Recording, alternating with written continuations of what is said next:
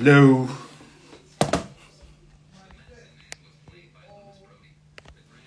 Hello. Hello. Hello.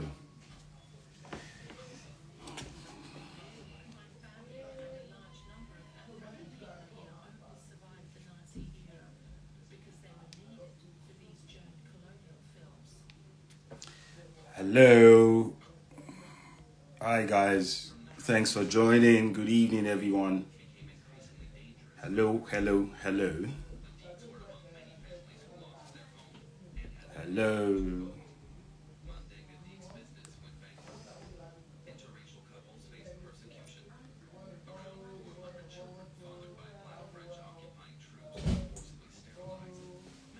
Good evening, everyone. You're welcome to another edition of Just Banter. Tonight, we're going to be talking to official DJ Bongo Lee, Ayodeji Bakare.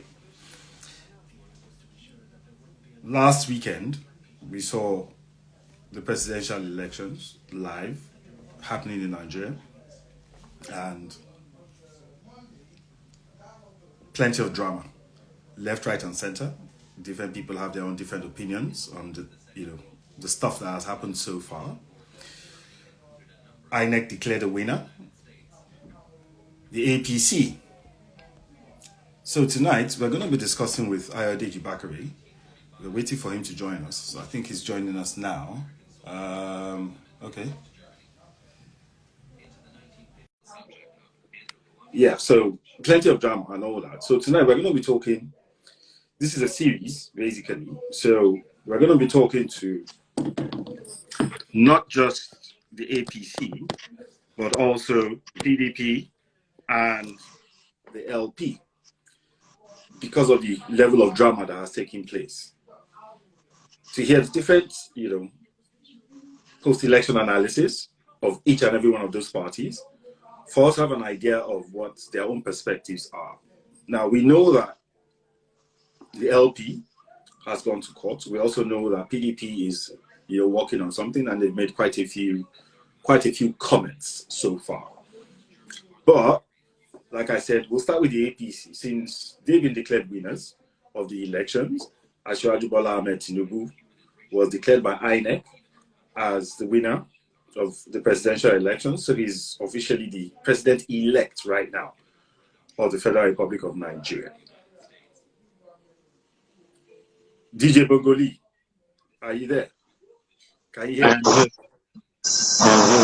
evening, sir. Good night, sir. Good morning, sir. Good afternoon, sir. There's something wrong with the audio. Can you hear me? Is it better now? Yes, it's better now. So I think it was resting on maybe an electronic device of some sort or something. You know what? I'm coming. Let me turn off my computer then. Okay, all right. So that's where it's coming from. Yeah, why are you still in the situation room? No, I'm no longer in the situation. I was in a situation earlier today. I am a Manchester United fan, and I am not in the best of moods. Oh, so that's how my own phone got broken, because when I saw the results, who be jabber there for? Like that. I mean, it was a shock to me. 7-0. That was unbelievable. Yeah, who beat you? A big man too. That was unbelievable. Manchester United being flogged 7. The thing is that we were very confident that we were going to go and win at Anfield for the first time in 6 years. That's the confidence. Even as at 1-0, as I was in the first half, we knew it was Manchester United, the new Manchester United, and disaster happened, But it is what it is. We take it by the chin. We have a coach that learns. He learns every day. So when we get those kind of results, he learns and he moves on. Because this is the first game we are losing in about like 20 games or something. So we'll kickstart, restart, then we move on. So I might not be in the best of jolly moods. Maybe you might get the best out of me, because I'll be very serious. I'm not laughing. No, well, we actually thought we were going to get the best out of you, because since your principal, Asiwaju Bola Ahmed Tinubu, has been declared the president-elect of Nigeria, we actually thought that there was going to be plenty of jubilation, celebration, and all that. But incidentally, today, you being a Man U fan, Man U was even flogged on top of it all. So, where's the jubilation? So that calls into question several things. So now, first, what exactly is the mood right now of the APC, of the BATists, and all of that in terms of the elections? Well, good evening once again. Thank you very much for this opportunity today. Firstly, I would like to congratulate the president-elect, Asiwaju Bola Ahmed Tinubu, for, becoming, in my opinion, the greatest politician in Africa's history, with all the challenges that he had to face, all of the hurdles he had to climb, and is currently the president-elect. Secondly, it's a victory for Nigeria and Nigerians, because I understand the impending disaster coming in June. And I do believe that Asiwaju Bola Ahmed Tinubu is the only person that can take us out of this disaster coming in June. A lot of people might say, what is this disaster? The disaster is there is no fuel subsidy in Nigeria anymore. The fuel subsidy was budgeted only for the month of, I think, May. By June, there will be no fuel subsidy. And Nigeria has what is called a cost push inflation. And most of our inflation is premised on the sale of or the fuel price. So once fuel price goes up, every other thing goes up in Nigeria. A perfect cost push inflation. And right now, as I'm speaking with you, the landing cost is about 300 naira to a liter. I think the last time I checked, I think a barrel of crude oil, Brent crude, was about $83. The last time I checked. So that's about 300 naira per liter when you do the calculations, landing cost alone. So if they remove subsidy today, it is going to be 400 naira, like 380 to 400 naira. That's what we're buying a liter. And I believe that this is the man that can actually generate the right revenue. This is the man that can actually cover that deficit. This is the man that can say, you know what, this money that we use to pay for subsidy, that we budget for subsidy, we can put it in so many different infrastructure, like what you see in Lagos, for example, like looking at the red rail, because Lagos State is over 90%, because the blue rail has been commissioned by the president, current president, Muhammadu Buhari. Yeah. And today I was looking at the red rail project, and I was very happy and impressed with Governor Babajide Sanwo-Olu, and also the president-elect also. Now, I just decided to just put all of this together because the mood in our party, the Progressive Party, which is the APC, is just keep it cool, be humble in victory. We have already switched our focus to problem solving. We are done with the elections. We knew we were going to win the elections. We are done with all of that. So now we are focused, laser focused on the problem, the issues, the challenges, the opportunities at hand. So that is where the mood is. We are not going all around there celebrating, because if you look at the mood of our principal, when he went to speak, when they announced that he was the president-elect by INEC, you just saw the only celebration, and they pointed, you saw that there was some restraint, even with the big boys. According to the big boys, when they were there was some restraint. Okay, we celebrated, it's okay. People will dance, obviously. He went there, he went to give his speech. He said, you know what? This is what he said. I know that some of you did not vote for me, and you wish that your candidate is standing where I'm standing. But let us look at it as from a brother to another brother. Right now, we are trying to unify the country, because whether you like it or not, the Labour Party candidate has destroyed the fabric holding Nigeria today on ethnic and religious lines. Okay, all right. So before you go further on that, right? First things first, let's first start from the issue of the celebrations or the jubilation, and all of that. what has actually happened there. Not from the APC camp, but from the opposing camps. Then I'll now come back to what you just said now in terms of destroying the fabric and all of that. Because at this point in time, that's a very contentious issue. Nigeria is sitting on a powder keg based on the fact that so many people have divergent views on this issue of ethnic and religious politics. Now, first, you said, Ayodeji said, I did watch, the presentation that he made. I listened to where he said that you would have wished that your candidate was here and all of that. I listened to the part where he was throwing, the gambit open and saying, you know what, I'm ready to work with everybody. That is the way a true Democrat should talk, whether it's the victor or the defeated. So I will give that to him. But the celebration was not on the streets the way you would have seen previous, elections, celebrations, over time. So during Buhari's, elections and all that, we saw, the way people jubilated. When Jonathan became president, we saw the way people jubilated. When Obasanjo became president, we saw the way people jubilated. So why was that not happening? Like you rightfully said, you said, I'm paraphrasing you here. Yes. There is already quality that is already heated up.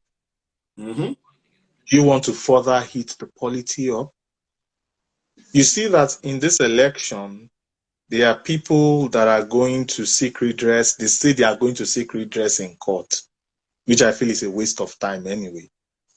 But then you see all of the razzmatazz and display of acting on national TV by this certain element.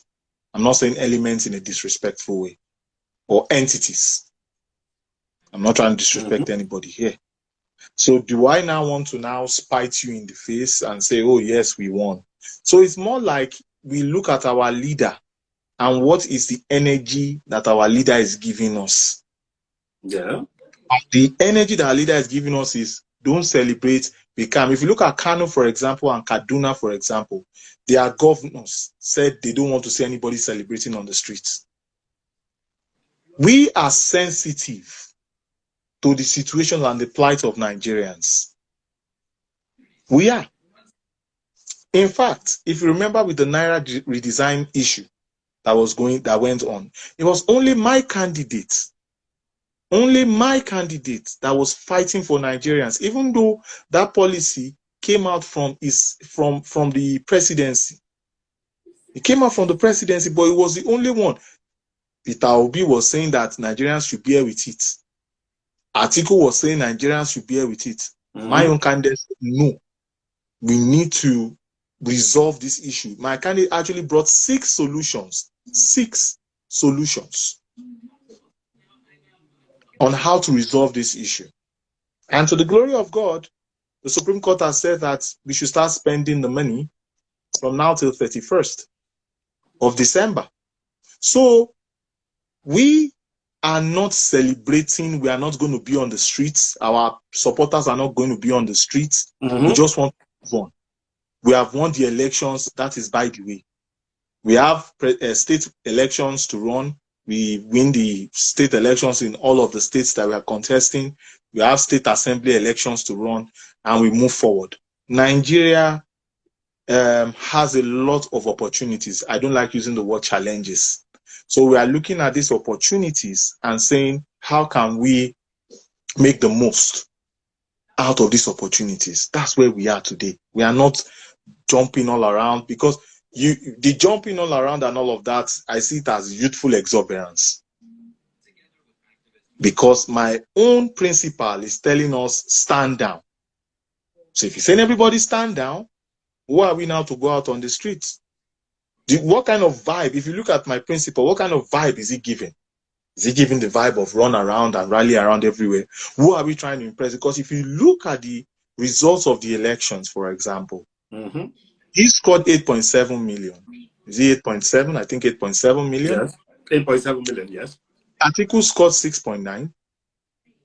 Peter Obi scored 6.1. Maybe Atiku got 6.8. Peter Obi scored 6.1.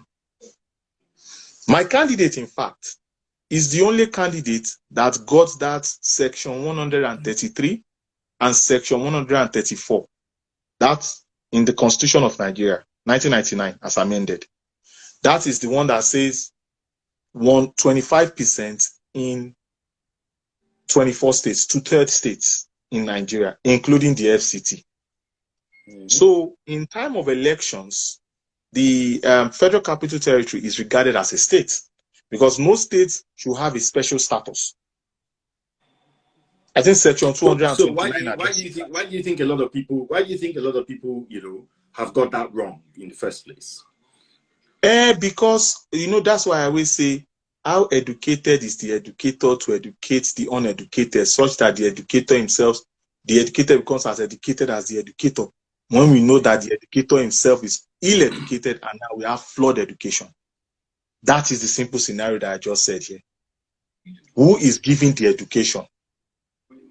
Is it not the same education I was giving to some certain people in Etiosa, that they went to go and elect somebody that they don't know, that did not campaign?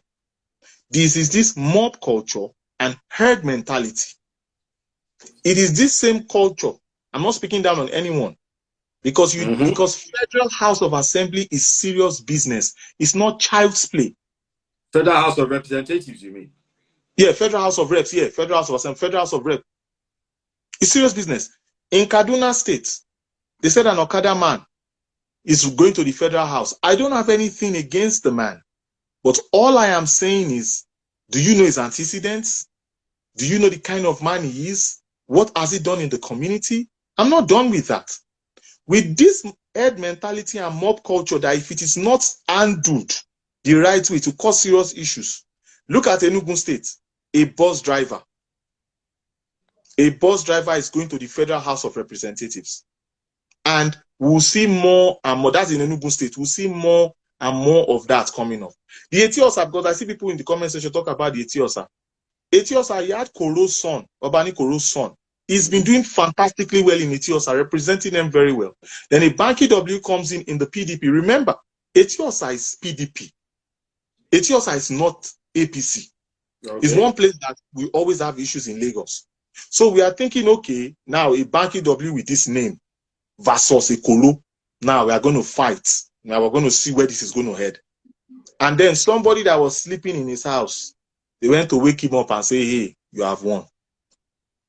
Well, you see, let me quickly take you up on that. So in every election, you will always see beneficiaries, unintentional beneficiaries. That happens anywhere in the world. Okay? So much so that the unintentional beneficiary could actually turn up to be the head of the party at the end of the day. I don't want to delve into, so it won't be a case of I'm pointing fingers and all that, and then that being another discussion entirely. But I'll push that aside. Now, that is speaking on a general level.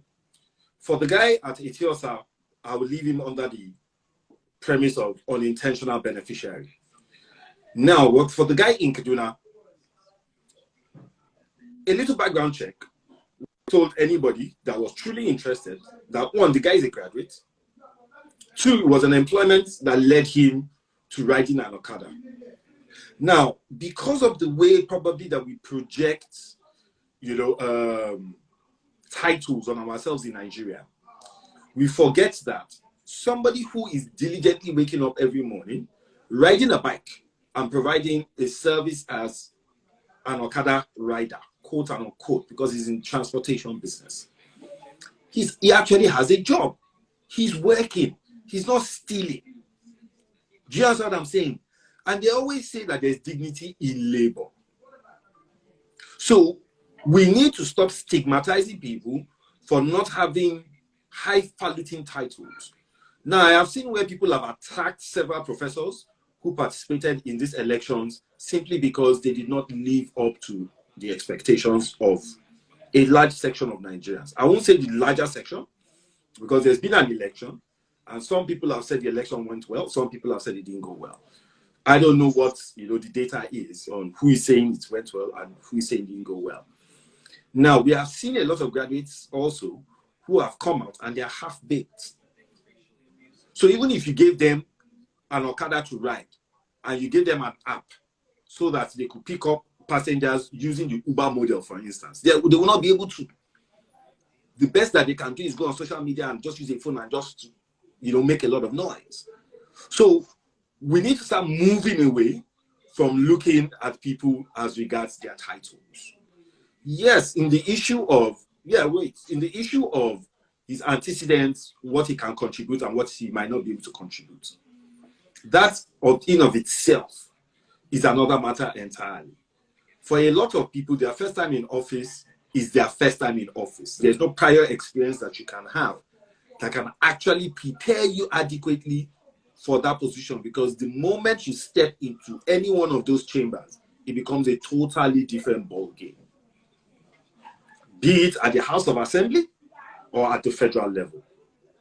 You understand what I'm saying? So let's try and give people the motivation to go into politics, regardless of where they are from, so far they meet the minimum criteria that the Constitution states for them to qualify to actually contest for any elected position. So please go ahead. I'm with you. Now, I want us to piggyback on where this conversation started from. Yes. I was speaking on the education of the people voting. Yeah. What kind of education do they have? Mm-hmm. Now, the education that I'm talking about, I'm not talking about four walls. I'm talking of the political education here. All right. Okay. And I was talking about mob culture and herd mentality. Mm. I am not, we in the progressives, in the APC, we are not elitists. Really? We are not elitists, no. Why do you say so? They say that our Lagos daddy, who is the president-elect, they say is the king of Agberos now. So how will the king of Agberos, our head, like they put in quotes, be elitist? Is that not top versus bottom, like toppest of the creme de la creme versus bottom of the barrel? So we are the last people to look down on anybody based on the kind of job and or profession that they do. All we are saying is that the people, the electorate, do their due diligence before electing these people into office, because the House of Federal, not even state, Federal House of Representatives is not kids' play. These are the people that actually make the laws. I'll give you an example. According to Section 44, subsection 3 of the Nigerian Constitution, 1999, as amended, it says that all the mineral resources, both in the ground and in the water, shall be managed by the government of the federation. Yeah. Now, federation means state and country. That's what federation means. Right? But then, after that, something goes on after that. It says that, and all of those resources and the laws and all of that will be managed by the National House of Assembly. So you see why it is. I'm not even talking about their lawmaking here. I'm not talking about their lawmaking here. I'm just giving you an example in the Constitution how critical this institution is, or these institutions are. So that's why I'm piggyback. I'm trying to just take you back on that. I'm saying we are not elitist here. We are just saying, when we are going to go and vote, let us educate ourselves. Let us not, because this mob culture and herd mentality can cause more damage. Like what we may be seeing. I will agree. Like what I see. No, hold on. No. Let me just land here. 20 seconds, yes, sir. Like what we're about to see in Lagos State. Lagos State is the 5th largest economy in Africa. 1, 2, 3, 4, 5. And you want somebody that's never held a councillorship position before to go and manage such an economy. Do you want to ruin Lagos? Do you want to just finish Lagos? But Sanwo-Olu was never a councillor. That is not totally correct, sir, with all due respect. Okay. Sanwo-Olu was a commissioner in Lagos State. Okay. Sanwo-Olu held several offices, was MD of even one of the agencies in Lagos. So he's held like at least four or five positions in the Lagos State government, which means that you have toured around the agencies to some certain extent, because you know some agencies, ministries, departments, they kind of like they overlap each other.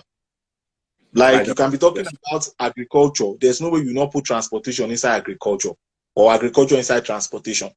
Supply chain and all of that. Yes, exactly. So that is the point I'm making here. And if you look at the Lagos State model of how our party, the Progressives, the APC, how we run Lagos State is such that whoever is going to become governor or was going to put forth as governor, you know, the candidates that the delegates would decide before we take them out for the electorates to decide, they have to have gone somewhat full circle in the governance of Lagos State. And that's what we see, for example, Fashola. Fashola was chief of staff to the president-elect. And Professor Yemi Osinbajo, our vice president today, is he chief justice or the attorney general of the state? Yeah, I was a commissioner. Rauf Aregbesola was a commissioner. Lai Mohammed, who held maybe it's like a commissioner position. Like there's one guy now called what's his name? He's the chief of staff. Muri Okunla. Hakeem Muri Okunla, yes. If you look at him very well, anywhere Sanwo-Olu is, he's always following Sanwo-Olu. So if that person wants to go and be noticing it, you see somebody that's always wearing glasses like this, he wears glasses. Anywhere Sanwo-Olu is, you see him for the most part there. I'm not saying 100% of the times. That person is like apprenticeship. I'm seeing where this governor is going to. I'm seeing the kind of people he's having meetings with. Me too, I'm chief of staff. So that kind of person, for example, they say tomorrow, oh, that's a person that won the primaries for Lagos State, whatever. Oh yes, full confidence. Yeah, let him go and do it. You get the ground rolling real quickly. Not going to go and bring somebody that doesn't even know, that if I run against that person in Amuwo Odofin, where I'm from, I will defeat that person in any election whatsoever. Me, Ayodeji Bakare, I will defeat him. You now want to now go and bring that kind of person to come and run. I cannot even say I will run Lagos State's economy. What do I know about Lagos State's economy? Even though I know that the Lagos State economy, GDP of Lagos is about $145 billion. $1 billion. I know that our square kilometer is 3,500. I know that my federal rep is 24. I know that my state rep total is 40. I can be giving you breakdown of all the agencies in Lagos State and everything that they are doing. That is theoretical. What about the practical aspect? Have I been inside to know what is going on? Absolutely not. I'll give you an example. The Labour Party guy, he says he wants to build 160 kilometers of train inside Lagos State with the traffic that we have. When Lagos State already is building blue rail and red rail, and Lagos State is going to build brown rail, green rail, purple rail, and yellow rail. 4 more rails are coming. So where would you build it? Where would you build it? What about the traffic? Where will you even see money to finance it? You see why continuity is important in governance? If you look at Lagos as the perfect model as to why you need to have continuity. And there's some biased statements like, oh, one person is running Lagos. One person should not run Lagos. Lagosians are not complaining. We have our Lagos daddy, who is now president-elect, that is going to federal. We have him. Can you tell me one state that doesn't have a godfather in quotes that is doing better than Lagos percentage-wise in Nigeria? I mean percentage-wise. I never compare Lagos to any state in Nigeria and put them at par. No. I would say let us look at percentage. Yeah, but Bongoli, go and look. You know, sorry to cut you in there, but you see, you're not having, you know, the consummate experience within the Lagos political circles and government circles should not be an exclusion. It should not be an exclusion criteria. Now, take for instance, you have you are talking about the Labour Party candidate. We are not speaking about the PDP candidate. We are talking about the Labour Party candidate, for instance, now. This is a guy that has experience when it comes to management of urban development. Apart from the fact that he's an architect, he actually has hands-on experience in terms of some of the projects that he has actually worked on. One of the ones that he worked on, from what he has told us so far, was the resuscitation of the landscape of New Orleans, if I remember correctly, after the impact of Hurricane Katrina. All right. Now, I'm not sure whether that is enough or not, but I believe that that experience should be relevant at some point. Now, get me straight, I did not say it is enough qualification. I'm just trying to make a point, which is this. You can never be adequately prepared for that office, regardless of the level of experience you have. Yes, I do agree that things should be done in incremental stages. Quite all right. So when you said that he has never been, what you might call it, a counselor, I can understand that, all right? But like I said, if things are done in incremental stages, probably, you understand what I mean? Now, we are looking at just the Labour Party. There seems to be a lot of focus on the impact of the Labour Party in terms of these elections, especially for Lagos. Does it have anything to do with the fact that the Labour Party was the one that decimated APC more or less when it came to the presidential elections? Well, I'm glad that you even asked this question because it seems like you fell into my trap. Okay, let's go. So now, when we talk about the Labour Party, for example, decimating and all of that, firstly, I want to thank the Labour Party so much because if there were no Labour Party, my party may have lost the elections. And that is why I always say that a vote for Labour Party in the presidential campaign, in the presidential elections, is a vote for my principle. And we saw it. So firstly, I want to thank them for helping us out. Now, okay, I want everyone on this platform to Google search the 2011 results, presidential election results in Lagos State, and tell me the party that actually won that election. Okay. So for people that may not be able to search for it, you know, maybe they are watching this live on their phone. There was a certain party called the PDP that scored 1.28 million in Lagos State. Second position was ACN. That was Nuhu Ribadu because PDP was Jonathan. Second was Nuhu Ribadu. That 2011, yes? Yes. Nuhu Ribadu scored about 428,000 votes in Lagos. And then CPC under Buhari scored 189,000 votes.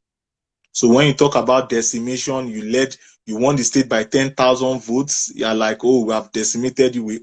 Are you kidding me? No, we own Lagos. You see, Bongoli, that qualification can be used, and I'll tell you the reason why it can be used. Lagos State, right, has been under the control of one particular party structure since 1999.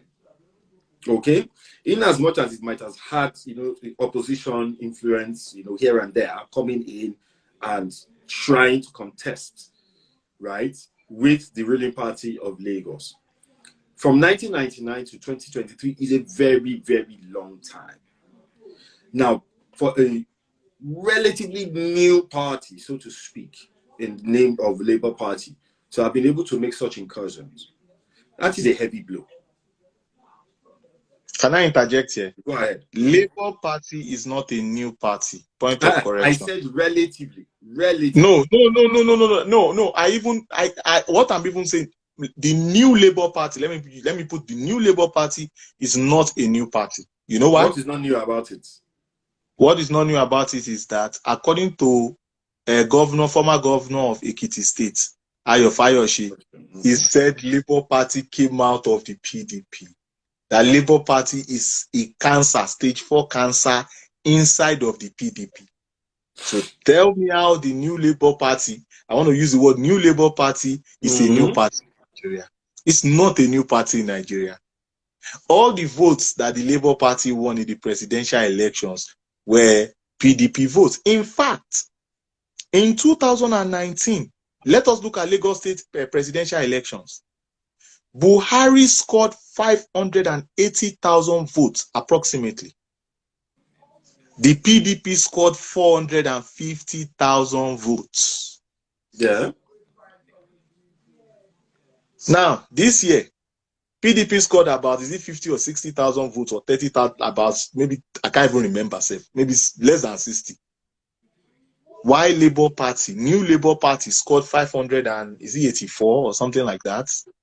Why APC scored 572? So you see that APC did not move per se. They still got their regular votes. But PDP Light, which is the New Labour Party, call them PDP Light, New Labour Party, went to get those votes from them. If the PDP had gotten those votes, like they got their 400,000 or 300,000 or 200,000, then, and Labour Party got the same amount of votes, then we can be talking what you are talking now, sir.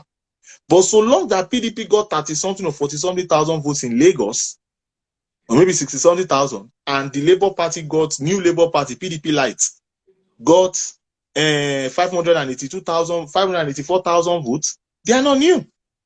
To me, in my opinion, they are not new. Okay, all right, fine. Let's move on from that. Now, do you also believe that these votes were actually reactionary more than any other thing? Reactionary? Oh, yes, absolutely. But we in the APC, the progressives, my great party, the APC, we knew this was how the electioneering was going to go. Do you know that, in fact, I think this is the best time for us to even go in depth in the analysis of the demograph of the elections. Do you know that, in fact, this election sent back our voting map to 1959? In what sense? In 1959, the North had NPC, the Northern Political Congress, NPC. The Southwest had AG. Not Northern Political Congress. It's the Northern People's Congress. Sorry, Northern People's Congress. Oh, People's Congress, sorry. Thanks for the correction. Northern People's Congress, sorry. Then AG was Action Group. Then you had NCNC from the Eastern region. That is the National Council of the Nigerians. National Coalition of the Nigerians and Cameroons. Thank you. National Coalition of the Nigerians and Cameroons. Of Nigeria and Cameroon. Yeah, and Cameroon. Yeah. Do you know that NCNC won more population-wise? NCNC, in fact, won more positions in the Southwest. Yes, and if you look at the map, yeah, that's what I'm saying. If you look at the map, that's why I said that the Labour Party presidential candidate has divided this country, has further divided this country along ethnic and religious lines. If you look at that map very well, the new map, 1959 map and this map now, the Labour Party people got most of their votes in Christian-dominated southern regions, Christian-dominated northern regions, and in the southeast itself, they got ethnic bloc votes. Because I'll give you an example. In Enugu State, the APC got 4,700 votes. PDP scored 15,000 votes. Remember, PDP owns the state. But Labour Party scored 425,000 votes. That is about, my maths tell me that's 95-96% Labour Party. Let us go to Anambra State. In Anambra State, my party, the APC, we scored about 5,900 votes or something like that. PDP scored 9,000 votes or so. What the Labour Party scored? 581,000 votes. So when you tell me it was reactionary, yes and no. Because nothing changed actually. Because, okay, my own candidate, the only states or territories he did not get 25% was in Delta State, and in Delta State, in Federal Capital Territory, Abuja, and the 5 southeastern states. He was the only candidate that could get spread across. He got 30 out of 37. He scored 30, 25%.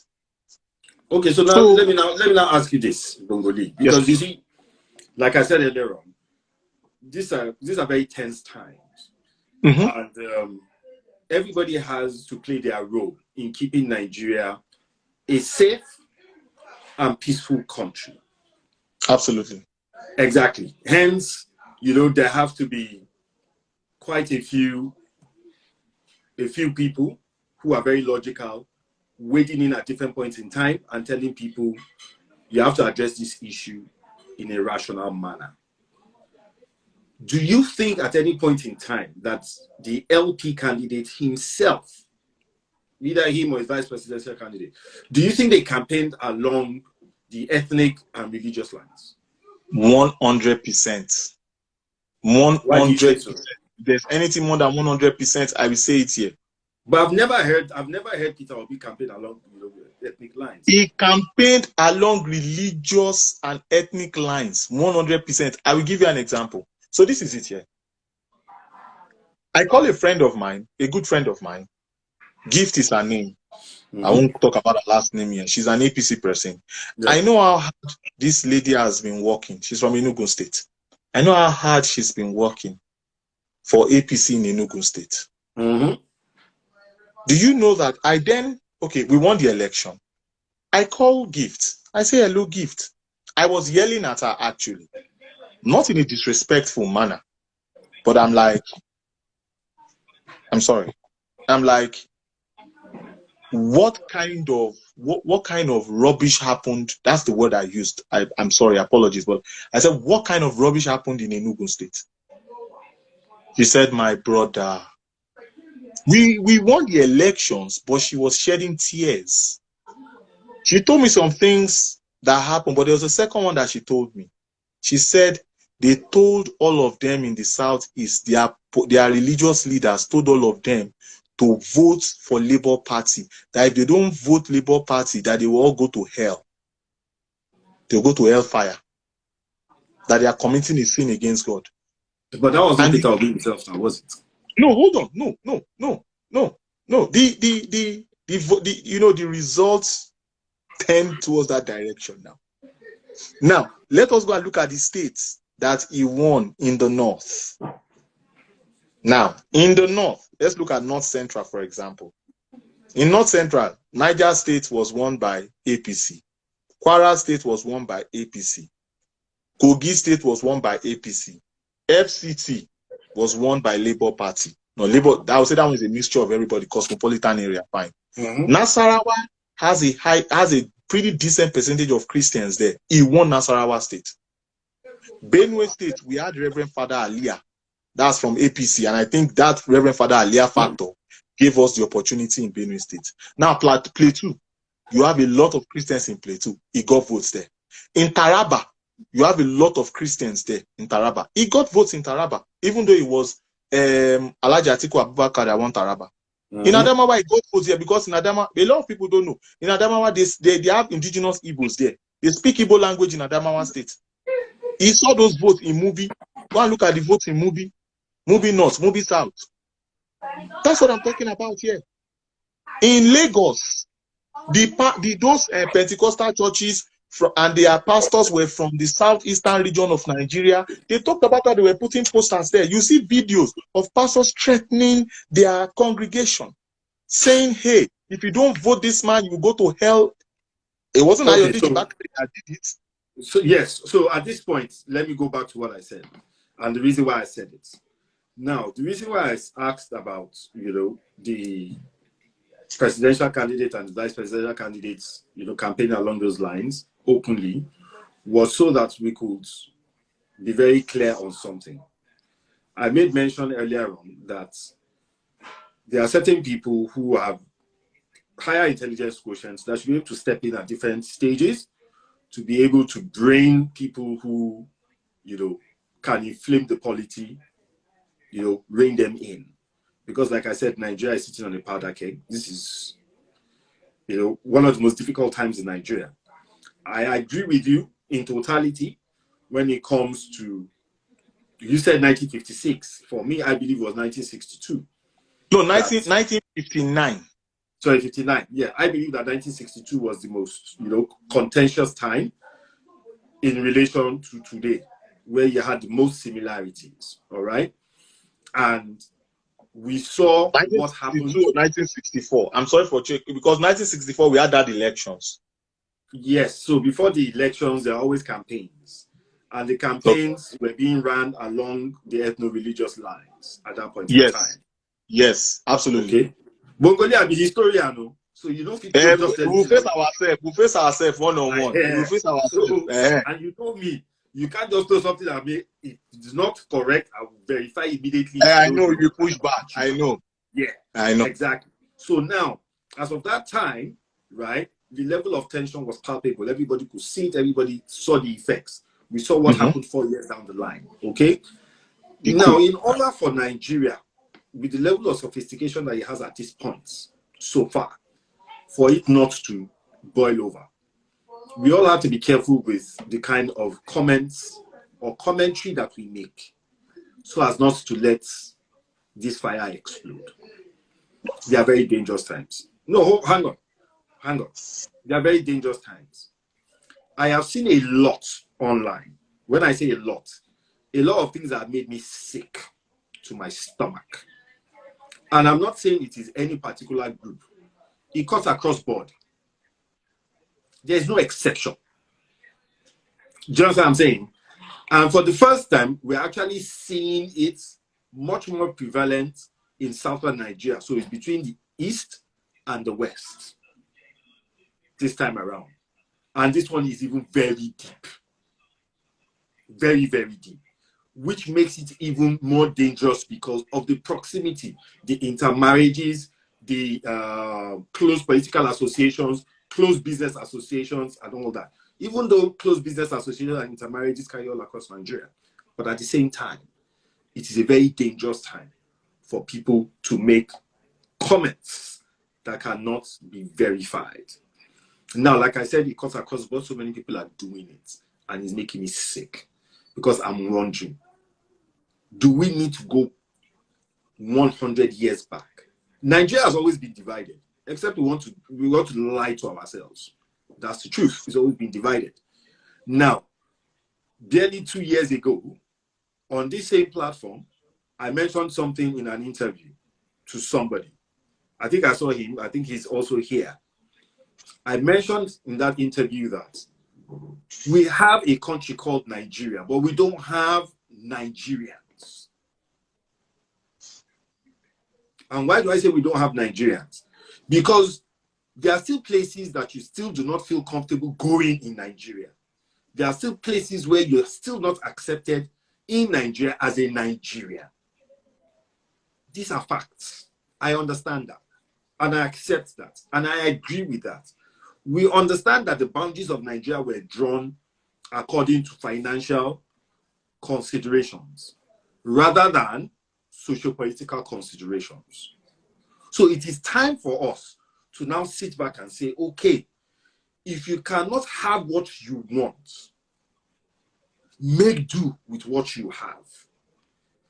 The best thing that we can have is a cohesive Nigeria, not a divided Nigeria. In my own opinion, I'm not trying to be the placator here. I just believe it's common sense that is where we should be as a people. I have great friends from Eastern Nigeria. I have great friends from Northern Nigeria. As a matter of fact, I'm a Nigerian because I have been to every single state in Nigeria. And the only place I cannot find my way around is Ebonyi State. Comfortably by myself. I don't need anybody to take me anywhere. I'll find my way. I made a joke some time ago that I know every Amala joint between Lagos and Ilorin. I know every Palmi joint between Akure and Uyo. Do you understand what I'm saying? So that is how savvy I am when it comes to Nigeria. I have traveled Nigeria, and it's simply because I have had friends from all over Nigeria. Do you get what I'm saying? Now, everybody played their own politics. But the worst politics that we have seen is from the supporters. not the politicians themselves.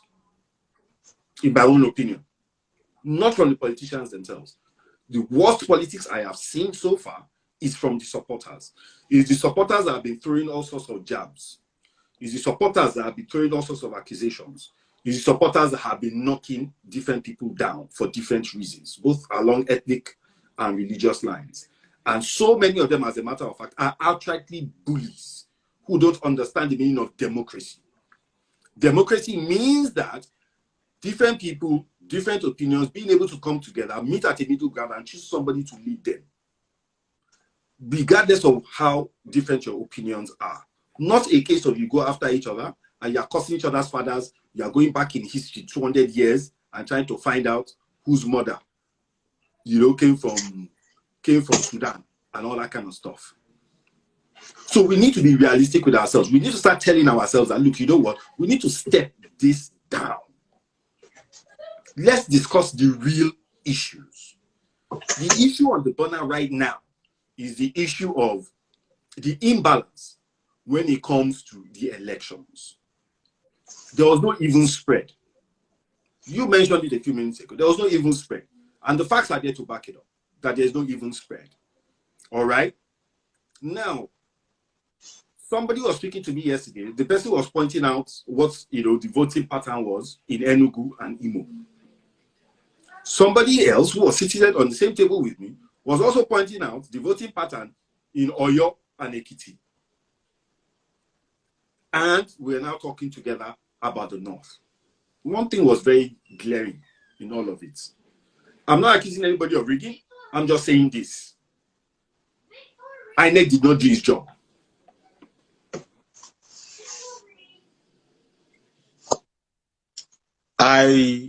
Is this when I interject? No, go ahead, please. All right. Firstly, results don't lie. When you hold the results from 2019 results, the map. You look at 2020 results, the map. It will explain to you who run what type of election campaign. Yeah. So what I'm coming to say here, I'm not coming to say what I thought in my head. I'm speaking on what is on the table.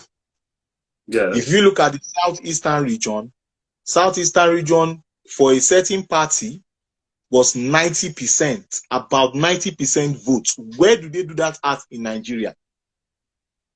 In the Southwestern region, LP won Lagos State. PDP won Osun State. Decimated Lagos State. No, by 10,000 votes. I know, it's okay. LP won Lagos State. PDP won Osun State. In the north, in the south, LP won Edo State. LP won Delta State. PDP won Bayelsa State. APC won Rivers State. LP won Cross River State. I think PDP won Akwa Ibom. Do you see how I've called like 3 parties? Yes. I have like 3 parties. Now, Sorry, let's hold look on. at... Sorry, hold on. Sorry, hold on there. I just like to quickly respond to somebody. Fei Shayo Anyogbola. I hope I pronounced, yes, Anyogbola. Now, let me say something here, please, very quickly. When I say that INEC did not do his job, I want you to understand the context in which I said that. You see, for you to be seen as an umpire, that means people have a certain level of expectation of you. Now, if a large number of people, even if they are not in the majority, actually express some form of displeasure, then that means something was wrong somewhere. All right? So, please understand where I'm coming from. Go ahead, sorry. Now, if you look at North Central, for example, APC won Niger, APC won Kogi, APC won Kwara. And then, fun fact, when you win Kwara State in Nigeria's elections, you always win the presidency. Say that again? Anyone that wins the Kwara State, anyone that wins Kwara State in the presidential elections, wins the presidency. Okay. It's 1999. So when I saw that I was projected that APC was going to win Kwara State when they were compiling the results, I was already celebrating inside of me. But that's by the way. So that's just like a fun fact for Nigerians to bear in mind. Kwara has always gotten it right. Now, Kogi, APC, FCT, because FCT will say it's not central, kind of. Not central, Labour Party. Nasarawa, Labour Party. Benue, APC. And then Plateau, Labour Party. How many parties have I called now in North Central? I've called many parties. Now, Yes. if you go to Northeast, for example, Borno State was APC, Yobe, PDP, Bauchi, PDP, Gombe, PDP, Taraba, PDP, Adamawa, PDP. But there's still a spread. APC won there. And Labour Party saw votes in Adamawa. Labour Party saw votes in Taraba. Labour Party saw some votes in Gombe. Because we have Christians in Gombe. A large community of Christians in Gombe. Labour Party also got some votes in Bauchi State. We have large Christian community in Bauchi State. Because contrary to public opinion, Nigeria is divided 50-50% when it comes to religion. You have a lot of Christians in the north. A lot of people may not know this. Jigawa was APC. Somebody just mentioned that here. Reminded No, I've not talked about north. I've not talked about north. That's northeast. Okay. When I go to northwest, remember all these states that I'm calling that PDP won. Most of these states were won by APC in 2019, and the governors of these different states are APC governors. Now, if we now go to northwest, Jigawa, that person brought about, that is Badaru. Yeah. Badaru. You know how to pronounce their names very well. Badaru. I use my Yoruba accent. I use my Yoruba accent. Badaru. No, Bagudu. No. Atiku Abubakar Bagudu. That is for Kebbi. Then Badaru is Jigawa. Yeah. APC won Jigawa. We lost Katsina. President from Katsina. Masari is APC. Katsina. We lost Katsina by 7,000 votes. 389 to 382,000. You look at Kano. We lost Kano. Kwankwaso. Ganduje na man. Ganduje na man. Ganduje tried. We lost Kano. We lost Kaduna. Even with El-Rufai. By almost 200,000 votes. I've about 200,000 votes.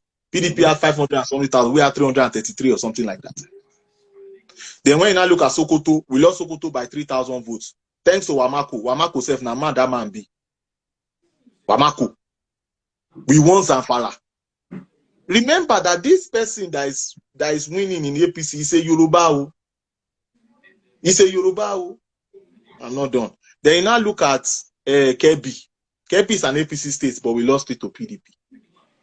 I think I've called all the 7 states. I've called all the 36 states plus FCT. Look at the spread. APC got 30 over 37 for 25%. Only Bayelsa, only Delta and FCT was the one that we did not win. Get 25%. PDP was 20. If I begin to analyze PDP here, we will not live here. Labour Party was 16.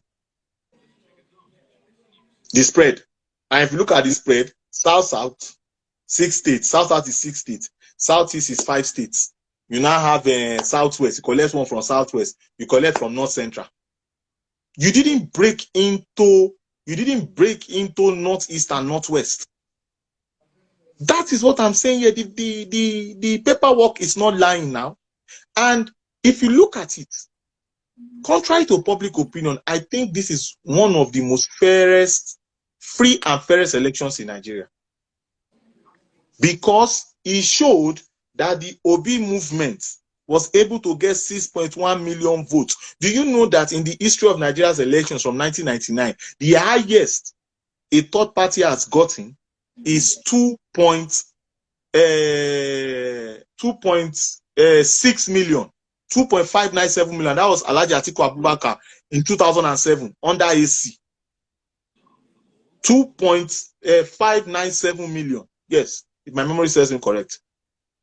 So he did 2.6 million. Somebody came 8 months, new Labour Party, PDP light, and got 6.1. Look at the states that he won. He won Lagos, for crying out loud. So that is the point I'm trying to make here. To me, in my opinion, it was a free and fair election. It showed true reflection. It showed that the ethno-religious campaign that was run by Labour Party, you saw where the vote came from. It's simple. You saw that my own candidate did not run that. He went straight on, vote for me. I've done this and done that in Lagos State. You see the work I've done in Lagos, the continuity and all that stuff. Atiku also the same thing. Even though we know that Atiku released some videos the other time that said I vote for a Northerner. We saw those, that one he said it in Kano, I think he said it in Kano.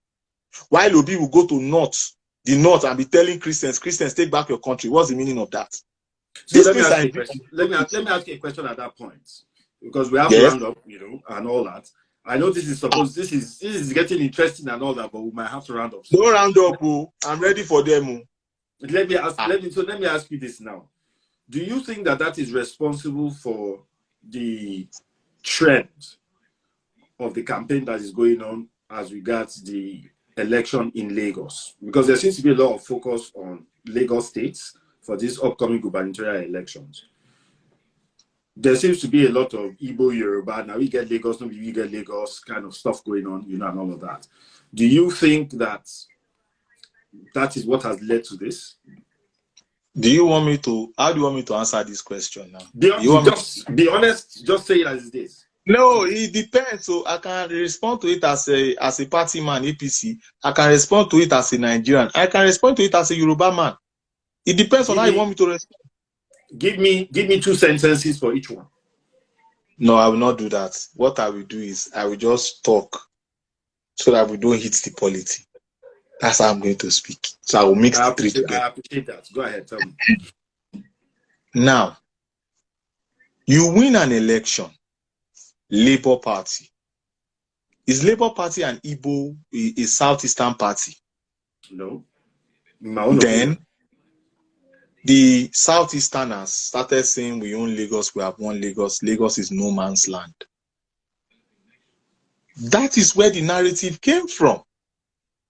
When you say that, you are insulting and disrespecting the Aworis. You are disregarding the people from Badagry, the people that are from the Eko Gongon, the Eko people and all of that, of the indigenous people of Lagos State. There's going to be a reaction. And in fact, the Labour Party guy, we've seen on his feed that he's made disparaging comments at the Yorubas. People went to track it back. Now, there was a video that came out. Okay, now it seems like Labour Party, the Southeasterners, they want to impose on Lagos State, blah, blah, blah, blah, blah. And then there was a video that came out in Enugu State, where and Enugu, maybe some chiefs and all of that stuff, they were together. And he was saying, how will an Ebonyi man come and govern us in Enugu? That is Igbo to Igbo. Ebonyi came out of Enugu, right? Ebonyi came out of Enugu now. So you are now saying that, yes, you are now saying that his great-great-grandfather came from somewhere. Then that is going on in that region. In fact, people should Google this. In 2020, there's a cardinal now, they call him Cardinal Opalaike. He's from Anambra State, but he was, serving in Imo State. He was supposed to be the head of their diocese or something like that in Imo State. Do you know what they told him? They said, you are not from Imo State. You are not from this local government. Go. You are from Anambra State. We don't want you here. Go. It's on Google. For people that might be saying, no, Bongoli, what did you say? And because I'm not saying comments. Go and Google what I'm saying. His name is now Cardinal. Then the Pope Francis, now took him over and made him a Cardinal. Cardinal Opalaike from Anambra State. Google what they did to him in Imo State. So we are seeing these things. These things have been seen in the southwest. You won the southwest by a mere 10,000 votes, but you are going all around puffing your chest. Do you know, in fact, that this fracture is coming out of the obedient movement in the southwest? In Lagos, to be precise, they are fighting themselves now. It's not from outside the entity. If you go on social media now and you see responses, it's the obedience that are responding to themselves. You are seeing it. Now you are seeing that the celebrities of Igbo extraction are saying no, like you Ledoche, Lagos is Yoruba land, and all of those things. So that is where it comes from. That is part of being humble in victory. That is also part of is Labour Party and Igbo Party. Because why does it feel like Labour Party won and it's the people from that region that are saying, oh, we won, we own Lagos? You see why I said that Labour Party presidential election was run on ethno-religious lines. You see where the sentiment is coming from. We are not mumu now. And let me even say this here. I said this August or September of last year, that in the Labour Party, you have the IPOP people in Labour Party. Because that Labour Party presidential obedient movement, that obedient movement that you are seeing today, it has like 5 or 6 entities, or like 7. You have IPOP, ESN. You have the ones that actually believe that Obi is the right person for the job. You have the ones that are saying that because he's from Igbo extraction, that yes, we are going to support him. You have Sorosoke that is actually owned by Showore. You have NSAS inside. You have international bodies, because international bodies also, they are in support of Labour Party, Peter Obi. Because if you look at the articles that is coming out from the international world, not the governments themselves, but the articles coming out, and all of the documentaries that they were doing as we're getting to the election hearing, Peter Obi was the poster boy. You see where all of these things are coming from? It's not a lot of, I don't see myself as someone that is smart or intelligent or anything. I go by the Socratic principle. I try to gain more knowledge and all of that stuff. And when I understand the political terrain of Nigeria from 1959, the bloodiest elections we've had in Nigeria happened in 1964. We've seen these things in history. 1979 elections, 1983 elections, 1993 elections, 1999 elections, 2003. Okay, look at it, for example. I'll give you another analysis here again. When I knew that the turnout of this election was going to be very low. In 1999, it was 58 million people that were registered. 30 million people voted. That was a 52%, what's the word? Attendance. In 2003, attendance rose up to 70%. In 2007, it went to 58%. We know that the worst elections, one of the worst elections being run in Nigeria was 2003 and 2007. And there's a certain Baba that is the denominator. I won't call the Baba's name here because I'm an Omoluabi. Yes, I'm an Omoluabi and we respect our elders in Yoruba. So as you said this, that you are an Omoluabi, we have understood who you are talking about out and out. Yes, I'm an Omoluabi. No, I'm not done. I'm not done. Before you go, just give me 30 seconds to just finish my chain of thoughts, sir. Please, sir. Okay. Then you now have in 2007, it was 58% turnout. In 2011, it was 54. In 2015, it was 44. In 2019, it was 35. I told people that the turnout to be less than 30%. The turnout became 27%. So what is 27% or 27% of 93.5 million or something like that? That is like maybe 25, 26 million people, kind of, for the most part. And when you sum up everyone that voted, I think it was about, 6 plus 6, 12, 12 plus 8, 20. I think about 22 million maximum.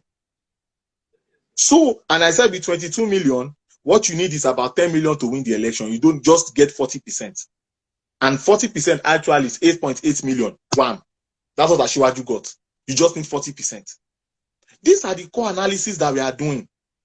These are the things that, these are the core analysis. You do the political analysis. You sit down, you do that. This is what you need. This is where you need it. This is how you need it. So what is the political spread? In as much as people will say, the INEC elections, they did that. In my opinion, it was a free and fair election. And in fact, you can see the spread of my principle of the president-elect, sorry, our Lagos daddy, the president-elect.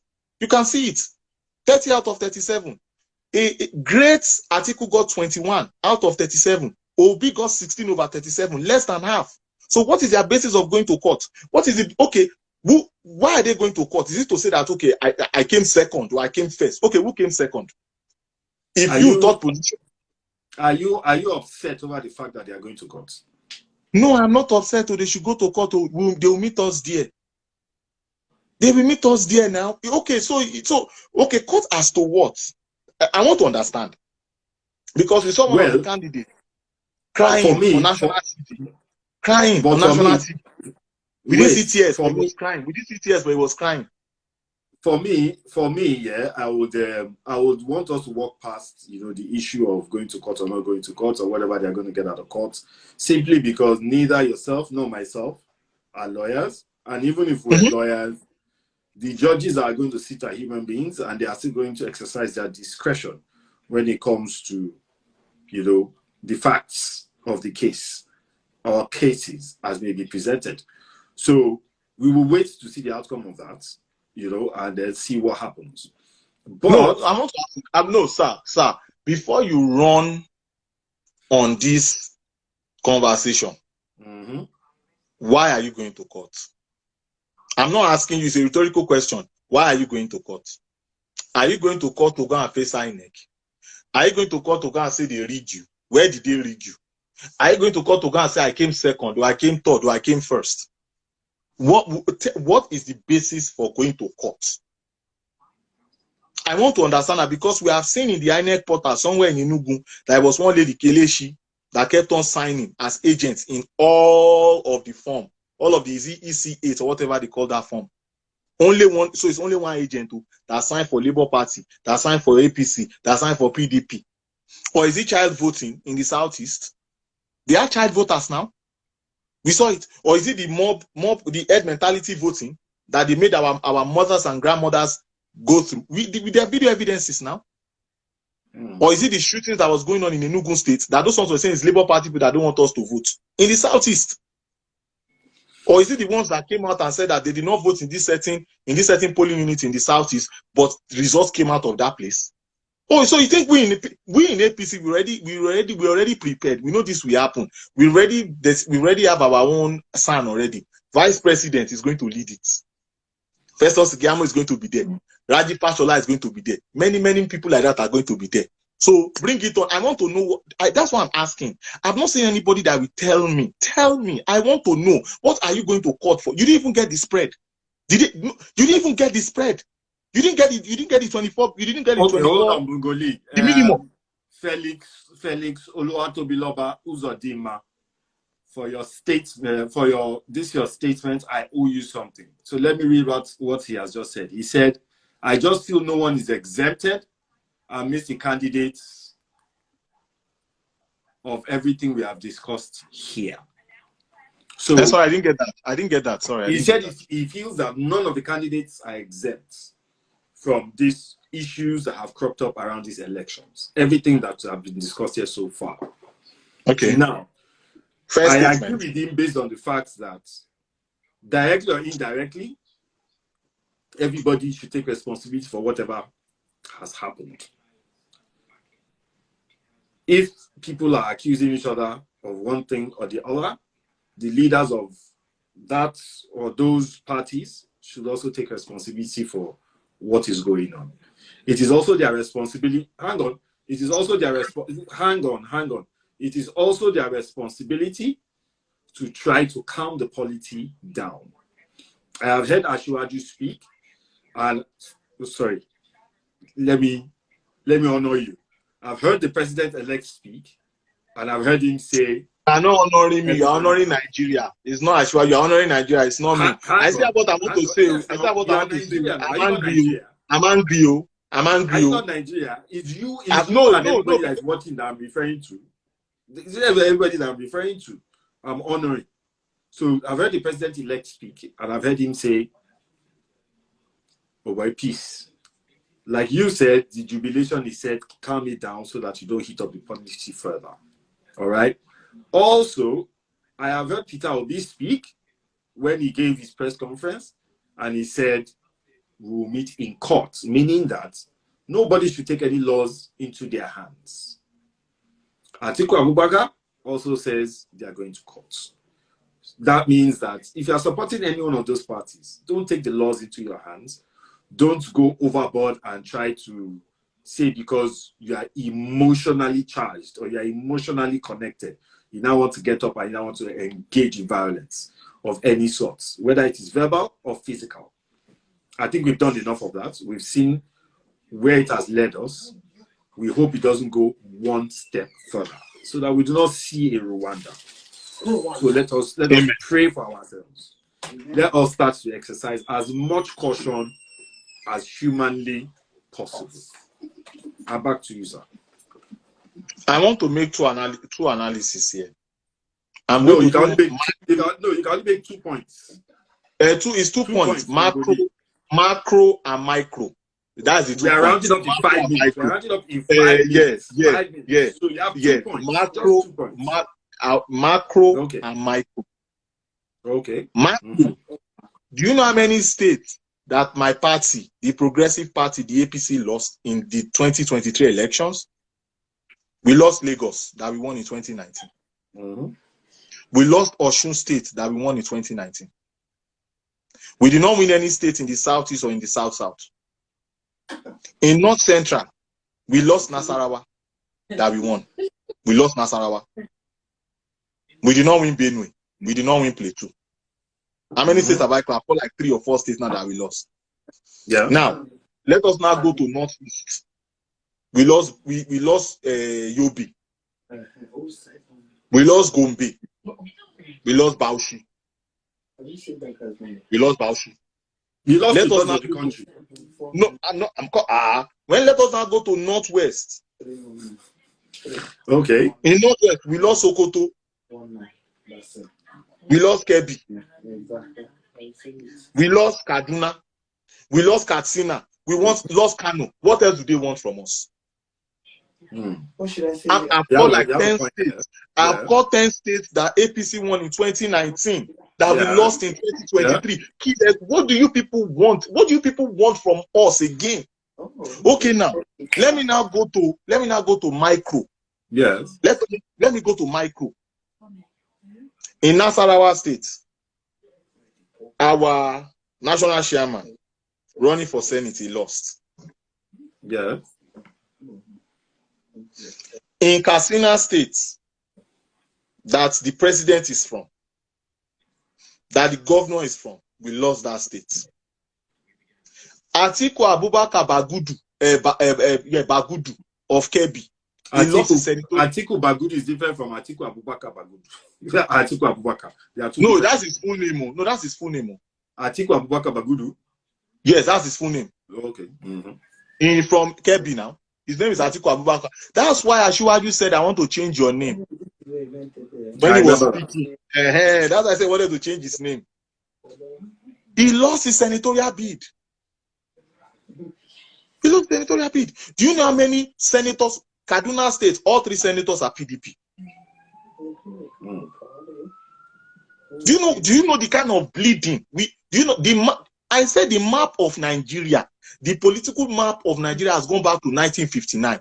People that know history will understand that that's ethno-religious. That is dangerous. And who is the new entity in a respectful way? The new entity that came in, is it not Labour Party, the cancer from PDP? Do you see my angle? So I'm like, that is the annoying part. What else do you want from us?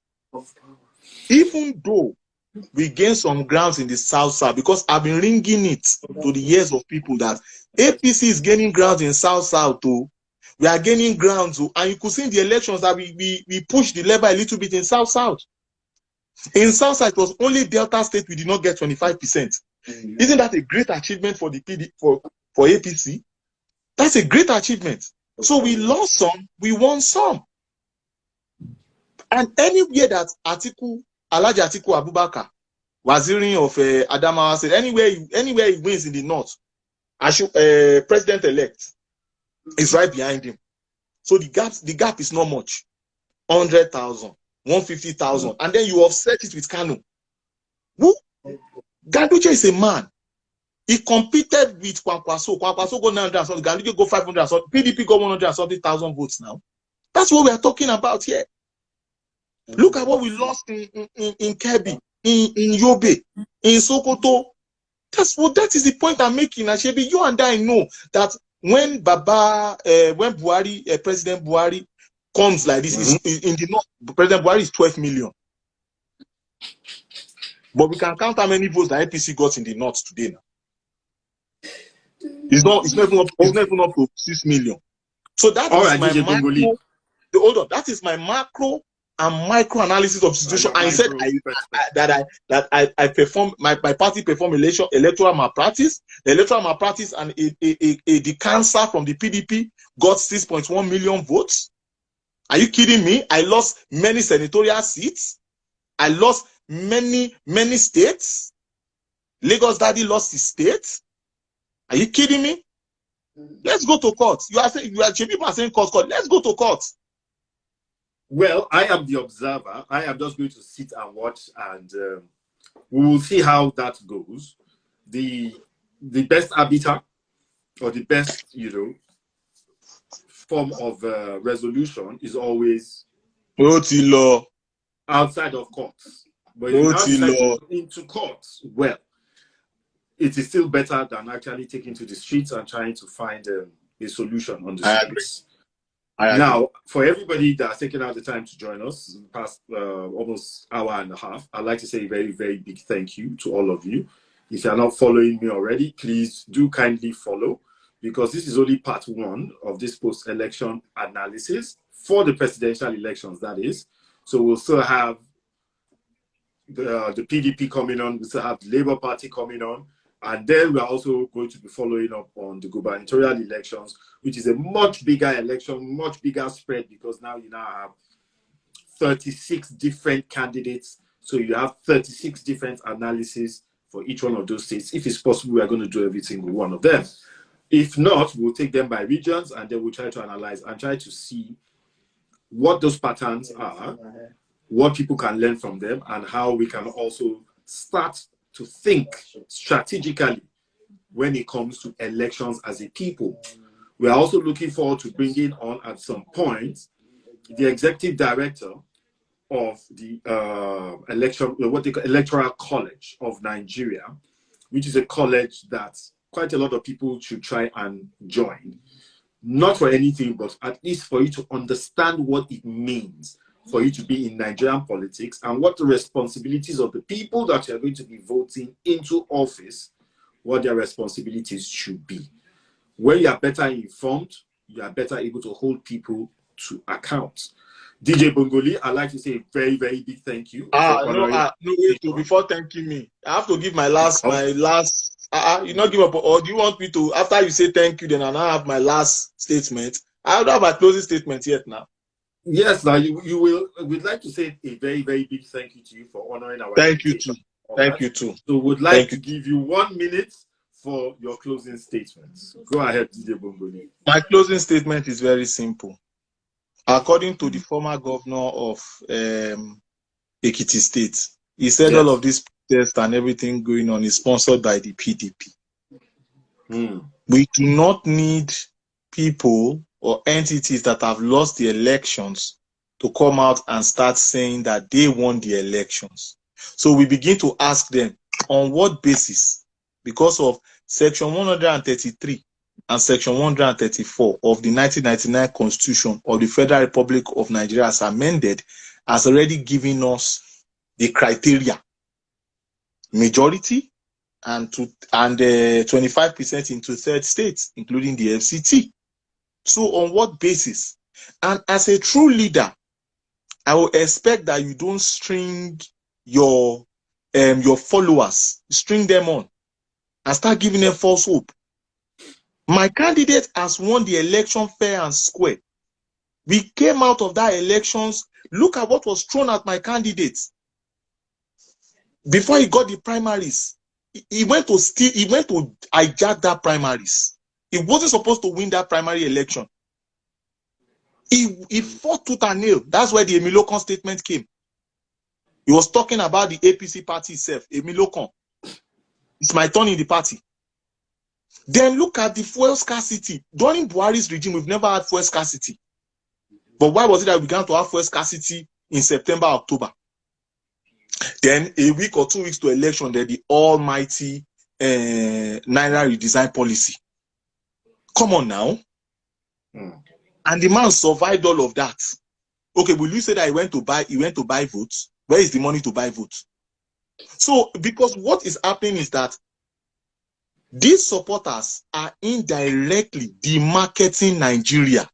That is why I even have a bigger issue.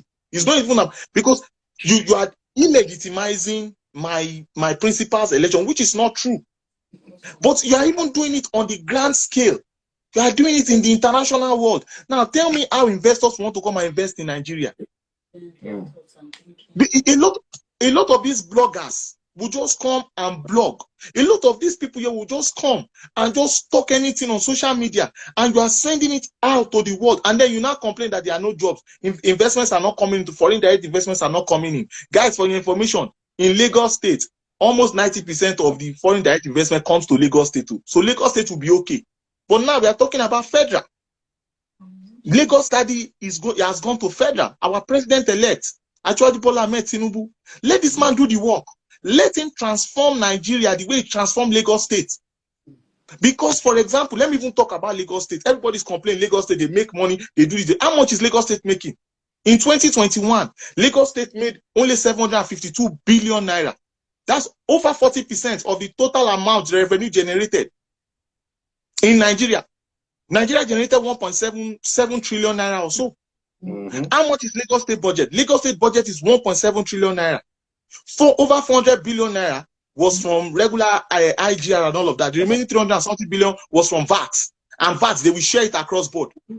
Then you now have federal allocation coming in. All the money joined together is not to 600, 700 billion. So where will Lagos State go and get the remaining 700 billion to complete the budget, or 800 billion? With that, the population explosion going on in Lagos State, people are trooping into Lagos every blessed day. People will come from Ebonyi State and come and be using the hospital, general hospitals in Lagos State. And we complain that Lagos State is this, is that, is this, is that. What is it now? Don't you? Okay. So you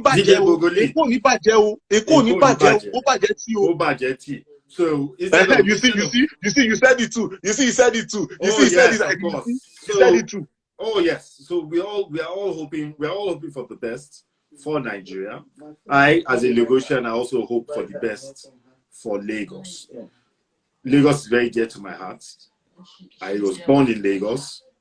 I grew up half and half in Lagos. My family house is in Lagos. My family has spent generations in Lagos. So, of course, Lagos is very dear to me. So, I will always say, budget, regardless of who is in office in Lagos, the people who are going to be there should just do well. That is what we all pray for. That's what we all hope for. Now, DJ Bongoli, I'd like to say a very big thank you for that closing statement. And for everybody watching, please, I'd like to make a clear disclaimer. All comments in the comment section are entirely the thoughts and statements of the viewers. Now, do not take that as endorsements or support for anybody's positive or negative thoughts in the comment section. And I'll please beg you, try and desist from verbally attacking each other, because it usually leads at some point to physical violence as well. Thank you very much. You all have a great night. And we'll see you very much when we bring the next party stalwart that's going to come and talk about the post-election analysis, Nigeria Decides Election 2023. You all have a great night. Thank you very much. Thank you very much.